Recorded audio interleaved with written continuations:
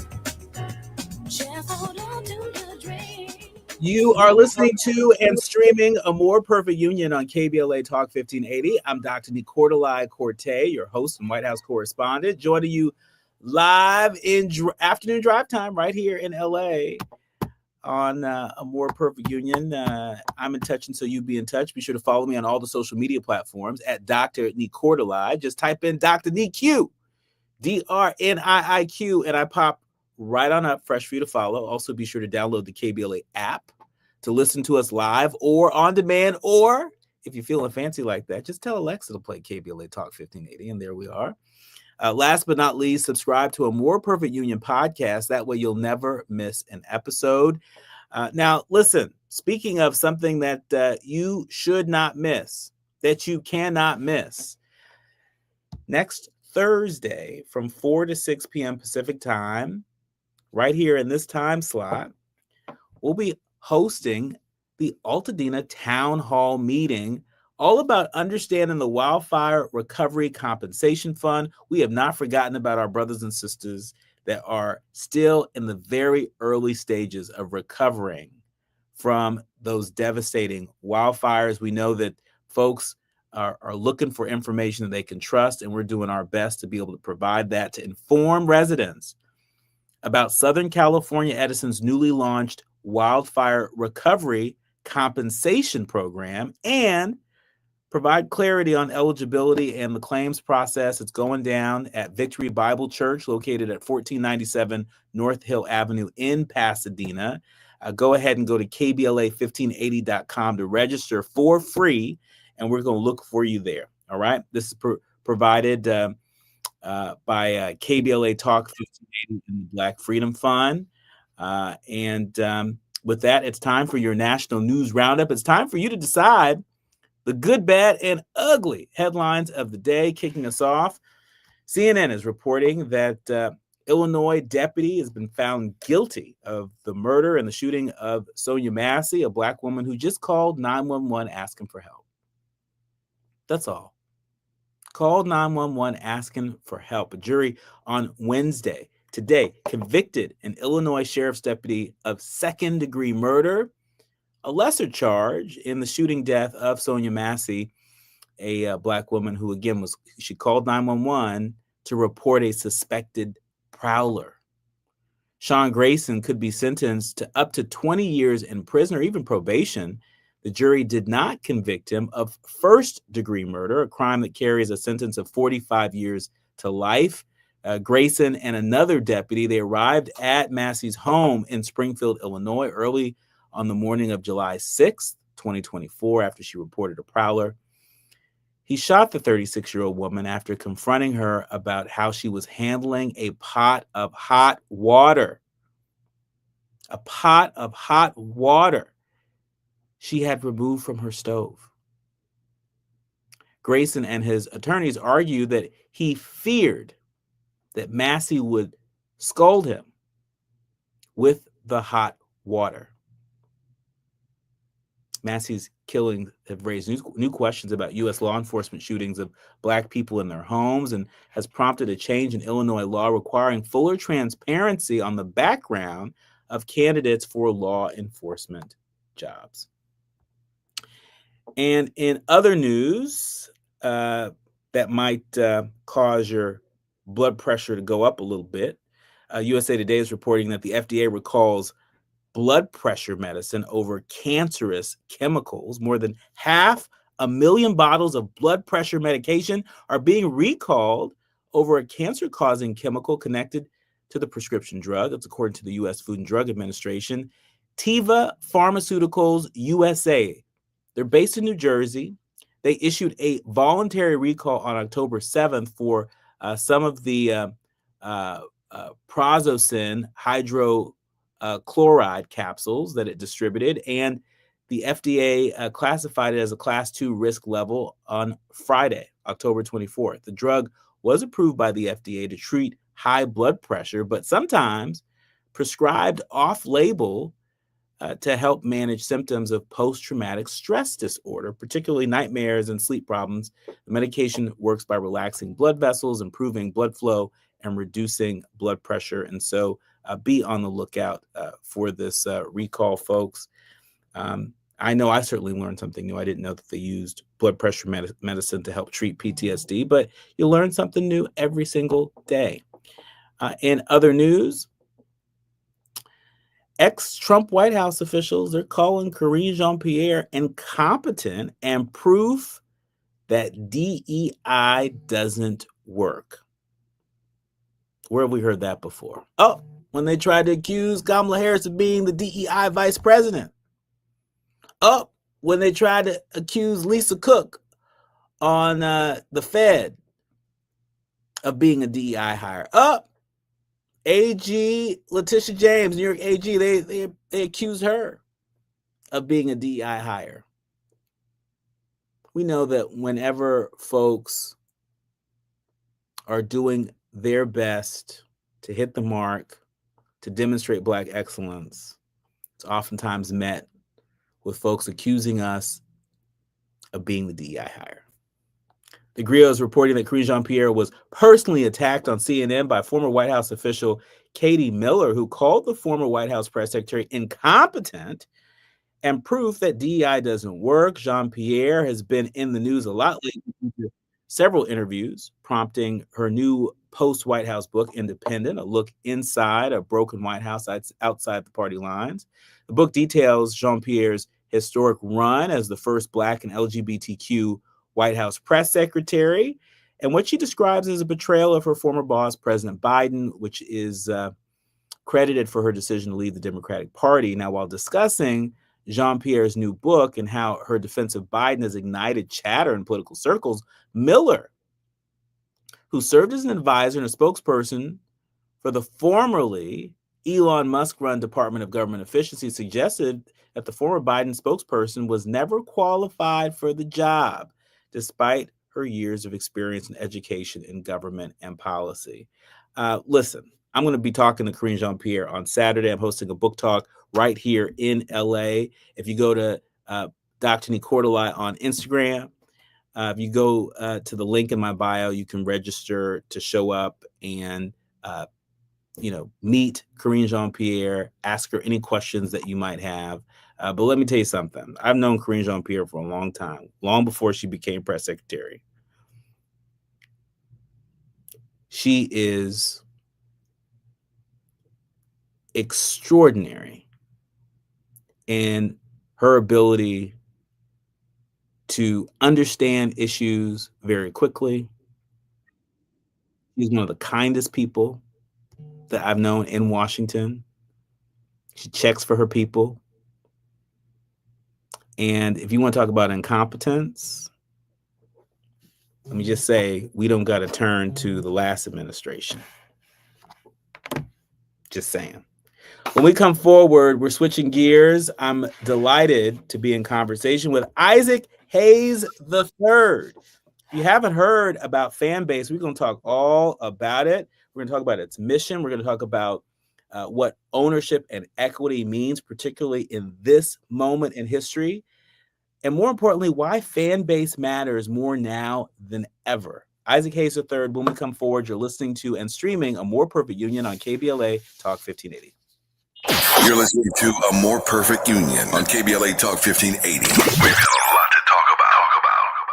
Our communities have been through too much to let our voices be erased now. Prop 50 is how we push back against the rigged maps, the rising costs, and the attacks on our healthcare and our rights. I'm Senator Lola Smallwood-Cuevas. Join me in voting yes on Prop 50. Because we deserve to choose who speaks for us. Ad paid for by California for All of Us, supporting Prop 50. McKenna Ballot Measure Committee. Ad committee's top funder. Faith votes yes on 50. Sponsored by LA Voice Action and Progressive Era Issues Committee, supporting yes on 50. Eric was way behind on his taxes. I owed a lot of money to the IRS, almost $15,000. I tried to make payments. The IRS wasn't satisfied with Eric's efforts, so they came after him full force. They're coming to put a lien and a hold on all my income, my home, my car. I was just overwhelmed at what to do. Then Eric called Optima Tax Relief. When Optima Tax got involved, the calls would stop, the threats would stop. It was easy like 1, 2, 3. Optima's award-winning team of expert tax professionals took care of Eric's problem. I owe $15,000 and now my debt is clean. I don't owe anything. Take Eric's advice. If you have a tax problem, you need to call Optima Tax now. Call Optima Tax Relief for a free consultation. Call 800-919-9077. 800-919-9077. 800-919-9077. Optima Tax Relief. Actual client compensated for sharing their experience. Some restrictions apply. Visit OptimaTaxRelief.com for details. On Thursday evening, November 6th, you're invited to the next KBLA Talk 1580 Altadena Town Hall meeting. This time, we're convening at Victory Bible Church, 1497 North Hill Avenue in Pasadena. The town hall will once again be broadcast live on KBLA Talk 1580 from 4 to 6 p.m. on Thursday, November 6th. But you're invited to join us in person for this urgent and necessary community conversation. The theme for this Altadena Eaton Canyon Fire Town Hall is Understanding the Wildfire Recovery Compensation Fund. The primary focus of this gathering is to inform residents about Southern California Edison's newly launched Wildfire Recovery Compensation Program and provide clarity on eligibility and the claims process. There are plenty of questions to be asked, and only KBLA Talk 1580 has the right moderators to ask the tough questions, the right stakeholders and community activists to share their insights, and we have confirmed the participation of corporate executives from Southern California Edison to answer our queries. So be sure to join us at Victory Bible Church in Pasadena, 1497 North Hill Avenue on Thursday, November 6th. The event is free and open to the public, but registration is required at KBLA1580.com. That's KBLA1580.com. Light refreshments will be served immediately following the live town hall. This KBLA Talk 1580 Altadena Rising Town Hall is brought to you by the Black Freedom Fund. We have no permanent friends or permanent enemies. Only permanent interests. As we effort to build a more perfect union. You are listening to and streaming A More Perfect Union on KBLA Talk 1580. There he is, Isaac Hayes III, founder and CEO of Fanbase. If you don't know about Fanbase, you better get in the know. Fanbase is a Black-founded social economy platform that lets users post, lets users get paid, it lets users own equity. It's built to empower creators with both monetization and ownership from day one. You don't hear that on every platform, but you have heard it here. Welcome to the show, Isaac Hayes III. What's up? How you doing? I'm good. How are you? I'm excellent. Now, wait a minute. Before we get started, Yeah. I'm sure my leaders, learners, and listeners are thinking the same thing. You sound a lot like your dad. Absolutely. I mean, Yeah, I got the vocals. I got the voice. do you also sing? If the world needed it, I would. Okay. Yeah, Well, the world's in need of love, and so sure. go right ahead. Let's talk about fan base. Right now, we know that over 23,000 investors have already invested through equity crowdfunding. Fanbase is in its final stretch of its $17 million round, with just $4 million left to close. Talk to us about what has inspired this new resurgence in interest in fan base at a time where we're seeing legacy media outlets and platforms seem to crumble right before our very eyes. I think for a great many people, social media is not what it used to be. It's not the place that we thought it was when we grew up and wanted to create content, have fun, and enjoy ourselves. It's been turned into a propaganda tool by a great many, few, very wealthy individuals. About 3 or 4 people own about 95% of all the media in America right about now. And so I think people are looking for different platforms that they can trust, right? They can trust the information won't be censored, won't be altered, won't be skewed, won't be propaganda. That's one thing that I think fan base is extremely important. And then these apps are no longer fun. I mean, people want to have fun. They want to create content. They want to have community. And so I think that's really what's bringing everybody to fan base currently. And so, let's just sort of get a lay of the land.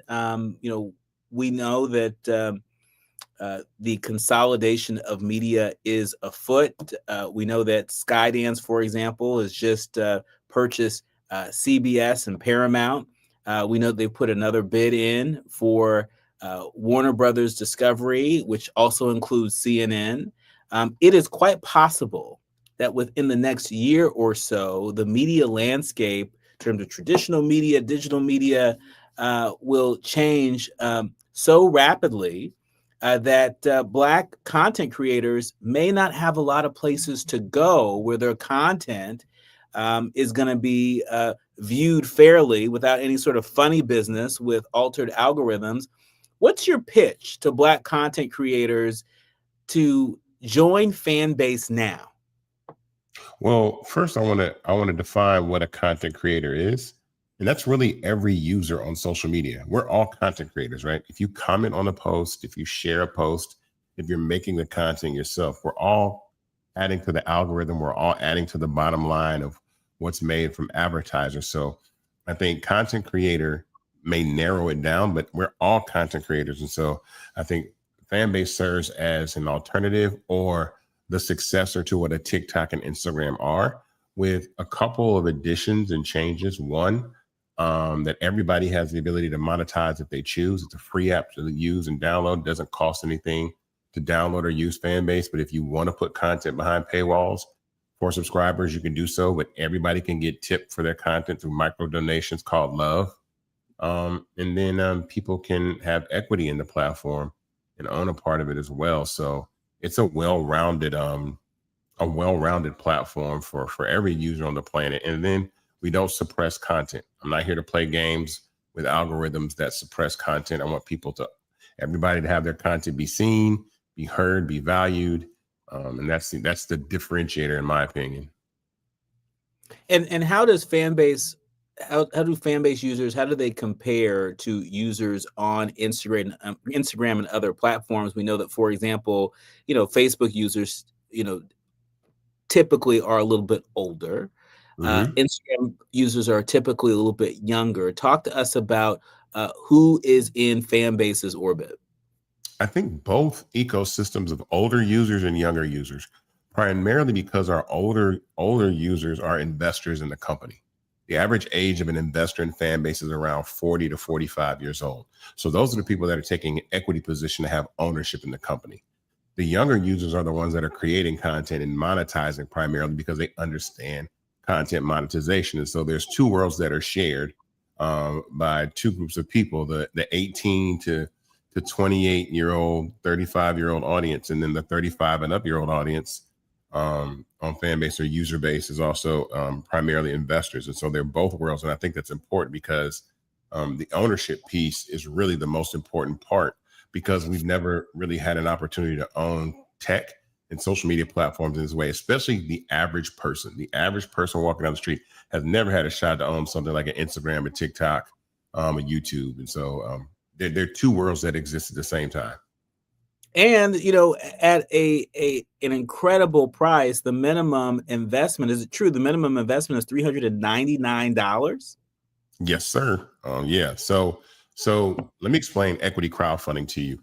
For about 85 years, from like 1933 to 2015, it was illegal for any person to invest in an early stage private company. So all these big corporations that we all know right now, the Microsofts, the IBMs, the Apples, the Googles, the Facebooks, you had to already be rich to invest in those companies. Even if you put $5,000 into that company, you still had to qualify as a wealthy individual or an accredited investor to invest.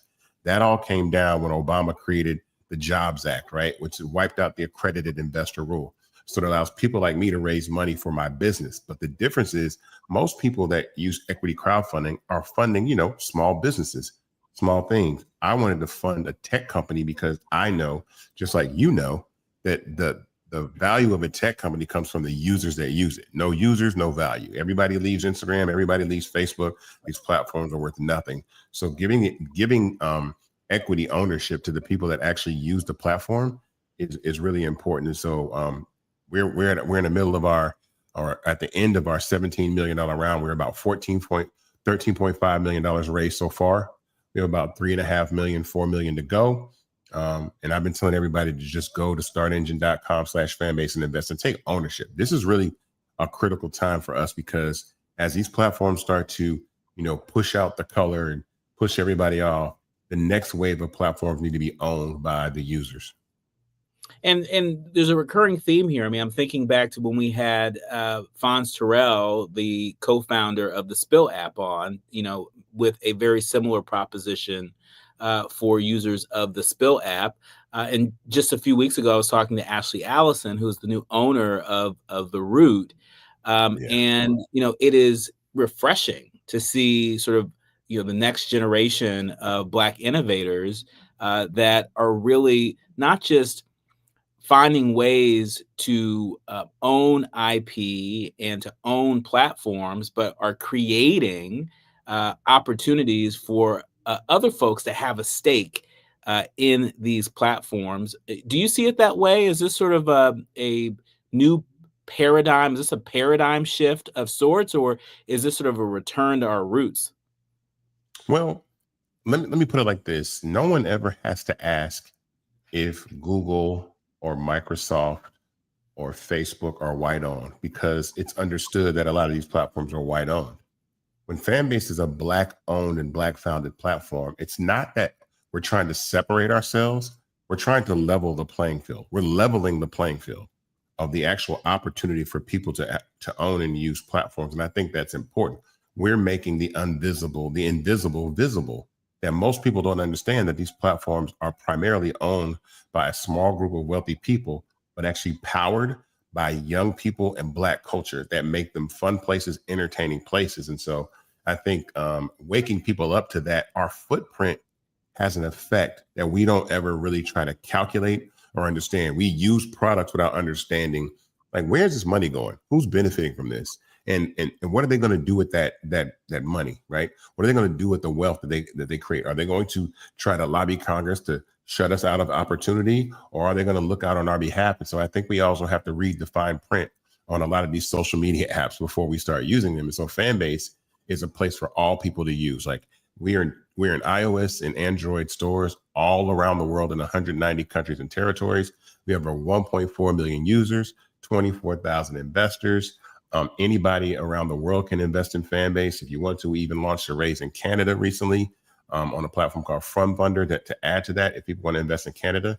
So I'm just building this as, why not someone Black build it? Why do we always have to be the talent and never the ownership? Why do we have to be the talent in the NBA but not own the league? Why do we have to be the talent in the music industry but not own the record companies and really own the distribution model? So social media was like, this is where the buck stops here. We're not doing this. We're not building up another industry anymore and not owning it for ourselves. So that's really how I feel about it. Is that a part of what inspired this? Sort of watching what your father, Isaac Hayes, had to navigate in the music industry? Is that a part of what inspired you to create this platform that really returns creative and financial control to the users? Not only did it inspire me, it educated me, because the first thing I thought of when I came up with Fanbase is, how can someone not steal this company from me, right? My father lost the rights to his music a year before I was born, and our family is just now getting those rights back. So the majority of wealth that Isaac Hayes created for all these individuals or people sampling his music, he never saw that money even during his life. So we're talking $60-70 million worth of royalties that went to white people that bought his writer shares in an auction that he didn't even know about. So I come into this understanding the value of ownership, and not someone that has had a silver spoon in their mouth their entire life. I come from a lesson learned of what my father went through, and someone that says, okay, by this standard, how can I build a company, protect it, but also give the opportunity for Black people to have an opportunity in generational wealth? I know that we talk about investing all the time, and I really believe that investing is important, but I also think we need to call a spade a spade. Everything that everybody's doing right now is gambling. Let's be clear. There's blue collar gambling and white collar gambling. Blue collar gambling is, I'm betting on the sports. I'm betting on the basketball game, the football game. I'm going to play the lottery, and I'm going to Vegas. White collar gambling is, I'm going to bet on NVIDIA. I'm going to bet on Microsoft. I'm going to bet on Apple. I'm going to bet on Fanbase. And my returns are not known for 4 years, 5 years, 6 years, 7 years. But those returns are 500x, 1000x, 8000x. And that's how you get generational wealth. And we don't have opportunities like that in the Black community. And we really need to start to use our brain to understand that we make everything cool. We are the cool of the world. So if we make apps cool, we need to own the apps that we make cool. We are cooking with Fanbase founder and CEO Isaac Hayes III. When we come forward, why Fanbase matters now. We know that there are right-wing organizations and investors that are quietly taking control of major social platforms. Instead of throwing our hands up and saying, oh my gosh, yes, there's nothing we can do. Yes, there is something we can do. And we're going to talk about that when we come forward. You're listening to and streaming A More Perfect Union on KBLA Talk 1580. The audience is listening. Thought-provoking, eye-opening, heart-rendering. This is where authentic voices meet powerful discussions on culture, community, and change. This is where Black voices matter. He's breaking boundaries, amplifying diverse perspectives, and tackling the issues that matter most to you. You're inside A More Perfect Union with Dr. Nii-Quartelai Quartey on KBLA Talk 1580. I'm Amber Payton with BIN News Now. Black Chicago Mayor Brandon Johnson is defending his proposed corporate head tax, saying big companies should pay more to fix damage from the Trump era. The best way we do it is that we invest in people and asking our corporate partners to put a little bit more skin in the game so that we don't continue to balance budgets off the backs of working people. The $21 per employee monthly tax would target large businesses to help close a $1 billion budget gap. Former Minneapolis officer Tu Tao, convicted in George Floyd's death, will be released Monday after serving 5.5 years. Tao held back bystanders during Floyd's arrest and was found deliberately indifferent to his medical needs. And rapper Cameron is suing J. Cole, claiming he never honored their deal for the 2022 collab Ready 24. Cam says Cole agreed to either another collab or a guest spot on his podcast, It Is What It Is, but did neither. Get BIN News Now on demand 24/7 on the iHeartRadio app. Santa Monica slowing on the 210 eastbound, leaving 20th Street all the way to the 5 in Boyle Heights. Also a tough drive on the 5 southbound out of Burbank from Alameda to the 605. Northbound slowing in stretches out of Buena Park. Let's call that La Mirada, leaving Valley View all the way back towards Lake Rosemead Boulevard. More slowing ahead from the 60 in Boyle Heights and stretches all the way to the 14 freeway.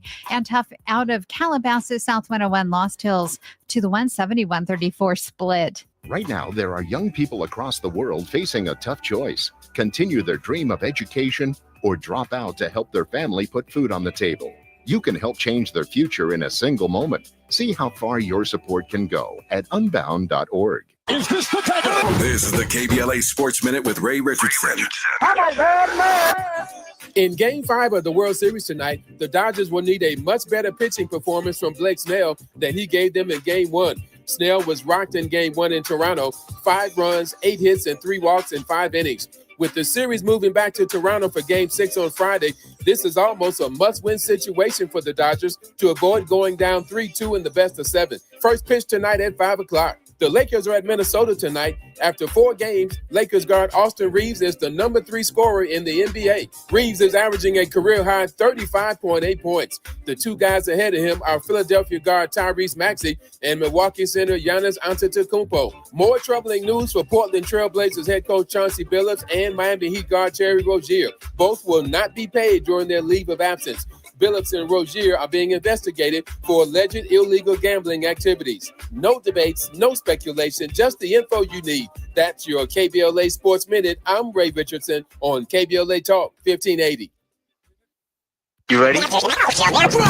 You're invited to the KBLA Talk 1580 Community Health and Wellness Fair on Saturday, November 8th, 10 a.m. to 2 p.m. Catch at Audubon Middle School in Leimert Park, 4120 11th Avenue. Join us for a day of health, healing, and community connection. There will be health screenings, immunizations, wellness information, a Catch Charter School recruitment fair, plus music and healthy snacks. And it's all free at the KBLA Talk 1580 Community Health and Wellness Fair, Saturday, November 8th, 10 a.m. to 2 p.m. at Audubon Middle School in Leimert Park, 4120 11th Avenue. Come out and bring the entire family. And if you have not yet checked out our KBLA Health and Wellness Hub, you should at KBLA1580.com. KBLA Talk 1580 thanks Catch Charter School, Prudential, Eastside, Cedars-Sinai, and St. John's Community Health. At KBLA Talk 1580, we believe that a healthy community is a thriving community. That's right, baby. Donald Trump has all but declared war on California, sending in the National Guard, blocking disaster relief, and cutting funds to our colleges. And now, he and Texas Republicans are trying to rig the next election by stealing congressional seats from black voters in states like Texas. They want to rig these elections, and they want the power that gerrymandering provides. Seriously, look it up. But Prop 50 is how we fight back. It gives Californians the power to fight fire with fire and beat Trump at his own game. Prop 50 creates temporary emergency congressional maps that level the playing field and protect the power of black votes. Not just in California, but across the country. Your vote matters, and the whole country is counting on California to lead. So use your vote to protect our power, our history, and our future. Vote yes on Prop 50 by November 4th. Ad paid for by Yes on 50, the Election Rigging Response Act, Governor Newsom's Ballot Measure Committee, Ad Committee's top funders, HMP for Prop 50, and Fund for Policy Reform. California, this is your moment. The special election is November 4th, and your vote helps decide your future, your community, and your state. Drop your ballot at a secure drop box. Visit an early vote center or mail it. Your participation powers democracy. Every ballot makes a difference. Tell a friend to do the same. Sign up at where'smyballot.sos.ca.gov to track your ballot. Make your voice count. Don't delay. Vote today. A message from the California Secretary of State. Hit me! National News The Consequence. Informed opinion. And analysis beyond the headlines. You're listening to A More Perfect Union on KBLA Talk 1580. You are listening to and streaming A More Perfect Union on KBLA Talk 1580. I'm Dr. Nii-Quartelai Quartey and delighted to be in conversation with Isaac Hayes III. He is the founder and CEO of Fanbase. If you have not heard of Fanbase, you need to check it out. It's a Black-owned, Black-founded social economy platform that lets users post and get paid and own equity. We've been talking about ownership and equity during this conversation. Fanbase was built to give creators freedom of speech and freedom of ownership. And at a time such as this, as you look through the headlines of the day, Isaac, are you all the more inspired, all the more encouraged to be building what you're building? Or is there a part of you that feels like, we might be a little bit behind the curve, given the onslaught that lovers of freedom and creative expression have enjoyed? No, I think we're right on time. Actually, the deal for the United States to acquire TikTok was finalized today.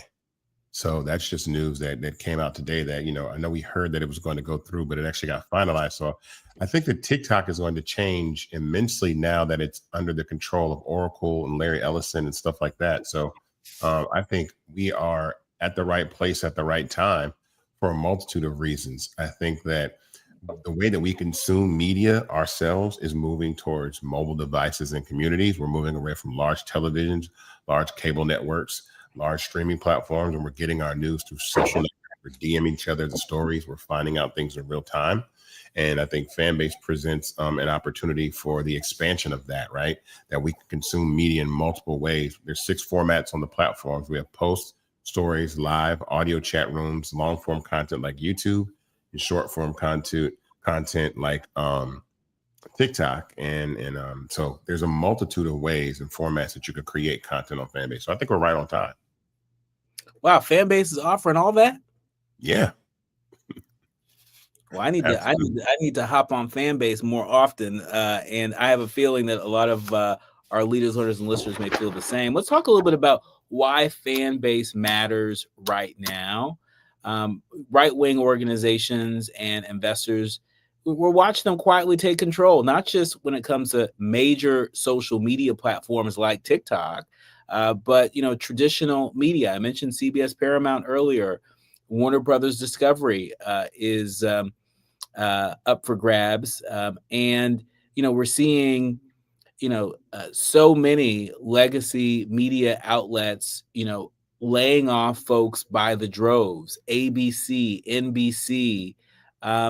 Talk to us about the threat of state-controlled media. That's not just a threat to traditional media, that's a threat to social media, is it not? Yeah. I mean, we just got news today that ICE is actually looking into your social media now. ICE is trying to track people through social media platforms like Facebook and Instagram and X. And they're given that permission by the founders of these companies and the CEOs of these companies. So Mark Zuckerberg is allowing that to happen. They're allowing the federal government to come to their platforms and track people. Elon Musk is allowing the federal government into his platform to track people. I'm not allowing the federal government into Fanbase to track anybody. Also, at the same time, I want to inspire people to continue to use their voice and speak. I said this earlier today that when Charlie Kirk was assassinated, that video was everywhere. And when you see things like that, they're shown on purpose. But when young Black boys and girls are pulled from their homes in Chicago and put in zip ties, and you can't find one video of that, there's a reason. It's called suppression. It's called we show you what we want to see. That controls the narrative.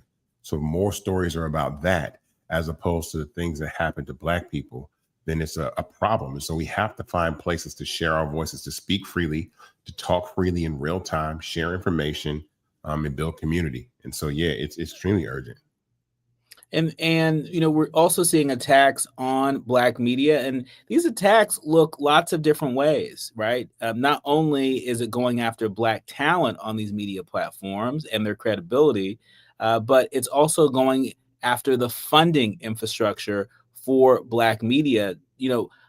Is there a Black founders group chat that you're a part of among folks in media? And if so, what are you all saying about that? How are you all doing your best to protect one another at a time where the onslaught of attacks on Black media are not letting up? I actually think we need to be more in community. I've had this conversation before because I think a lot of times in the Black community, we're looked at as competition rather than collaboration. We compete with each other more than we collaborate. And when we do that on the table of white supremacy, right? So 2 white guys competing against one another to build the best tech company in the world does not affect the wealth of white people, right? But when Black people compete against each other to be the number 1 billionaire or the wealthiest person, it really knocks the legs off the table of Black economic wealth. And so we are not having those conversations as much, but I'm always open to those because I'm down here in Atlanta, Georgia. I think it's extremely, important that we have these conversations at a time like this. I know that the funding that platforms like Fanbase get are very limited because venture capital typically is what funds social media platforms, and they don't give, less than 1% or less than half of 1% of all venture capital goes to Black founders. That's period. Not to mention ones that are building social media platforms, which Fanbase is one of the very few out there.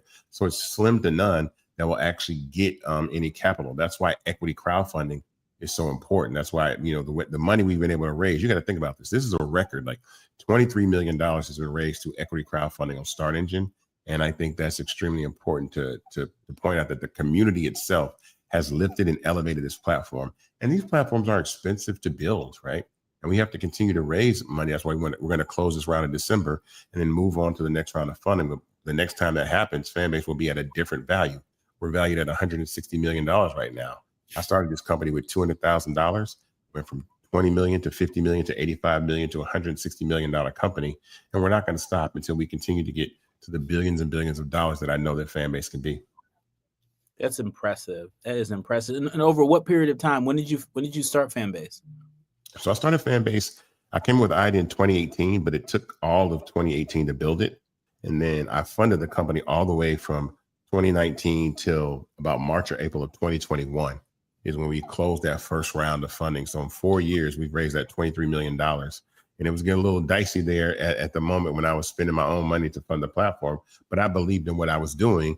And equity crowdfunding presented a way for me to allow other people to share the vision and the dream and see exactly what happens. That, we're not going to be customers to our own creations any longer. We're not going to use these platforms like Kai Cenat uses Twitch and then have the CEO tell CEO of Twitch say, Kai Cenat, you don't belong on the Mount Rushmore. Kai Cenat is the Mount Rushmore of Twitch. And so that's the part that we don't get, is like, until we build our own infrastructure, without infrastructure, there's nothing. There's really no way to really build up these companies. And so we'll just be users and being used at the same time. Well, I've got to ask you right now, in our remaining minutes with you, about, some of the policies that you have. We know that algorithmic bias is a real thing. We know that the terms and conditions of service for a lot of apps, can be problematic in some ways. What's your message to Fanbase users and potential users about getting onto another platform, investing in another platform, their time, their talent, their treasure? Help us understand the added measures that you're taking to make sure that this community is safe. Yeah, so we're about a week away from launching our really first new recommendation engine that's actually being trained by a young Black man that's actually helping train the algorithm, because most algorithms are trained off people of color. And so I'm really proud to say that we're hiring Black people to work at the company. My product owner is a young lady that used to work at Meta Instagram, and it costs a lot to hire people with that type of pedigree and skill, but those types of people to be able to contribute to the infrastructure and the design and the way that our algorithm functions at Fanbase is something that I'm proud of, because it's really honoring, the culture in a way that allows us to be represented and seen and not hidden like sometimes we are on these apps. Our thanks to Fanbase founder and CEO Isaac Hayes III. If you want to tap in, you want to get in on this opportunity to be a part of not just Fanbase as an investor, but to be a part of history, to be a part of innovation. Oftentimes on the show, we talk about practicing radical imagination. And Fanbase is a very powerful demonstration of what that radical imagination can look like. They are in their final stretch of their $17 million round with just $4 million left to close. Again, that minimum investment is $399 before the window closes. Where can people go if they want to tap in as investors in Fanbase? Go to startengine.com/Fanbase. And the minimum to invest is $399. This round closes on December 17th. So I know we're about to head into a blackout for Black Friday. So all that Black Friday money, let's invest early in Fanbase and really have equity instead of giving it to these corporations that don't care about us anyway. So yeah, startengine.com/Fanbase to invest. That's a good idea. We were just talking about that yesterday on the show, about the call for a blackout that would start right before Thanksgiving and run through Cyber Monday. You here are offering a different proposition, and you're saying, hey, folks, if you really want to make a difference, if you really want to make good on your dollars, take that money that you were going to invest in buying whatever it is that you pretty much probably don't need as much, right? And invest that in a platform like Fanbase. Words to think about. Absolutely. Please do so. That's very important that we all support each other in this way, but definitely we can no longer be, the gasoline and not the vehicle. And so I'm over it, you know what I'm saying? And I think it's our way to build our own world of wealth and growth. And so I really think that's important, that we have to own these apps. Like, we can no longer use these apps and just have them kick us off and suppress us and treat us any kind of way. So if you're listening right now, go to startengine.com/fanbase and invest. We'd love to have you on the cap table as an owner, not just a user, but an owner with equity. This isn't a GoFundMe. This is not a Kickstarter campaign. This is real stock ownership in the company that wasn't even legal for anybody to own before 2015. So this is a unique opportunity that we're doing. Our thanks to Isaac Hayes III, Fanbase founder and CEO. Please come back again soon.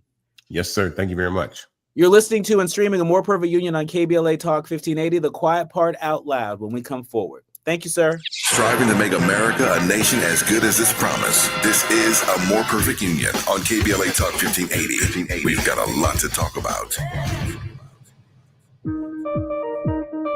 JP Morgan Chase offers tips for the local business owners in 2025. Small business landscape is ever changing, and the Los Angeles market is no exception. A startup or legacy business, revisiting your mission statement and recalibrating offerings can renew opportunities for growth and innovations. Programs like Chase for Business Coaching for Impact gives entrepreneurs access to expert guidance, helping you streamline operations, strategize your growth, and navigate complex challenges. Businesses with a clear sense of purpose can navigate any challenge effectively, but also build stronger customer loyalty. Visit chase.com/coaching for impact for more information. This segment is sponsored by JP Morgan Chase.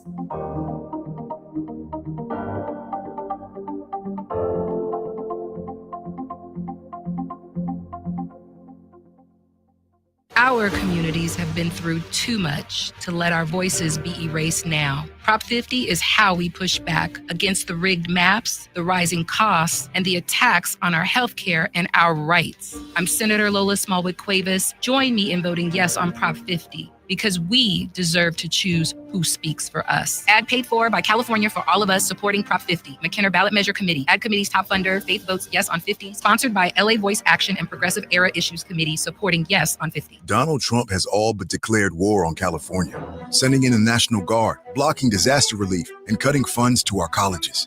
And now, he and Texas Republicans are trying to rig the next election by stealing congressional seats from Black voters in states like Texas. They want to rig these elections, and they want the power that gerrymandering provides. Seriously, look it up.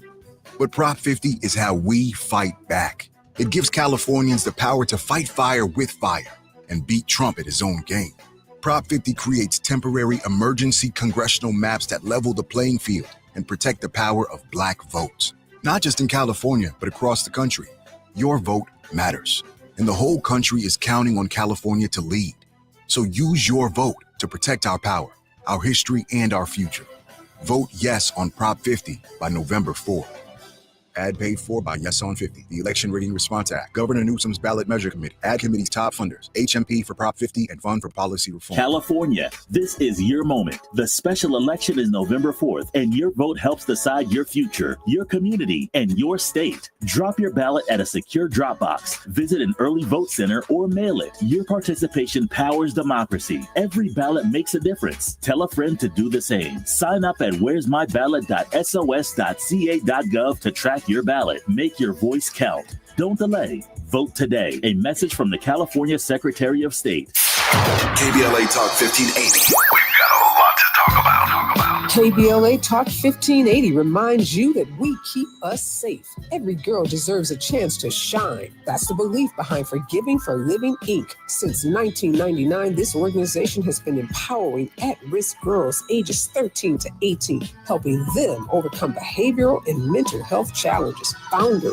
Wendy Gladney's personal journey inspired the mission to give girls hope and purpose through the power of forgiveness. Through their ambassador program, workshops, and annual conference, Forgiving for Living has touched over 3,000 young lives, providing mentoring, life skills, training, and tools for building self-esteem and confidence. You can make a difference. Visit forgivingforliving.org to donate, volunteer, become a mentor, or find help for a young girl in need. Forgiving for Living, Inc., building brighter futures for young girls. Visit forgivingforliving.org today. This is a community call to action from KBLA Talk 1580.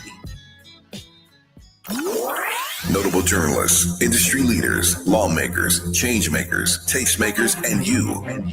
Working to build a more perfect union on KBLA Talk 1580. You are listening to and streaming A More Perfect Union on KBLA Talk 1580. I'm Dr. Nii-Quartelai Quartey, and it's time for the quiet part out loud.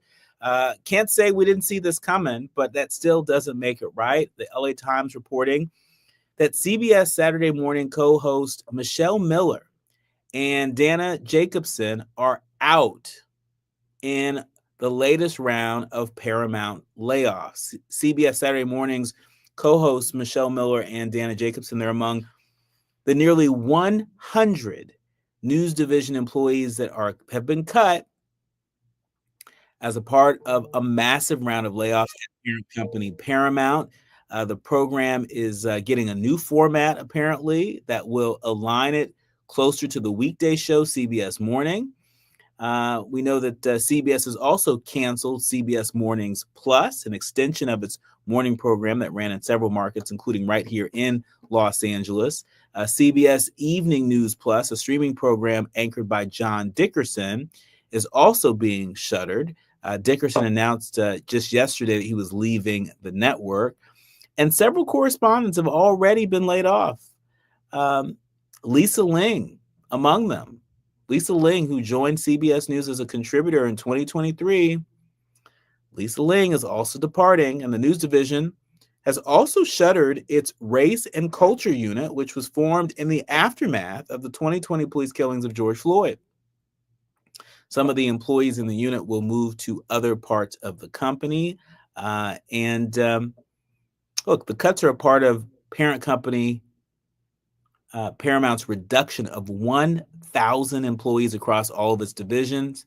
The new owner, Skydance Media, they're looking to reduce costs by, get this, $2 billion. $2 billion across the company, with a second round of cuts expected later this year. Michelle Miller was a prolific correspondent for CBS News, in addition to her Saturday co-host duties, contributing pieces to CBS Sunday Mornings and 48 Hours. She was also a frequent fill-in for Gayle King on the weekday morning program. And so it's unclear what Gayle King's future looks like. But if this is any indication, a lot of these layoffs, a lot of these firings are far too close for comfort. Michelle Miller is an LA native, and she's daughter of Dr. Ross Miller, who was a trauma surgeon who served on the Compton City Council. And so she has LA roots here. She also worked at the LA Times in the early 1990s. It's worth noting that Michelle Miller covered a wide range of stories at CBS News and paid special attention to issues of racism, to issues of social justice. She's married to Mark Morial, the former mayor of New Orleans, who's currently the head of the National Urban League. And so we wish Michelle Miller and so many of our colleagues over at CBS News well. You handle this as well as you can handle it. And again, I'm sure a lot of folks sort of saw this coming. Again, this is the first of 2 rounds of mass layoffs. But it's no coincidence that folks of color,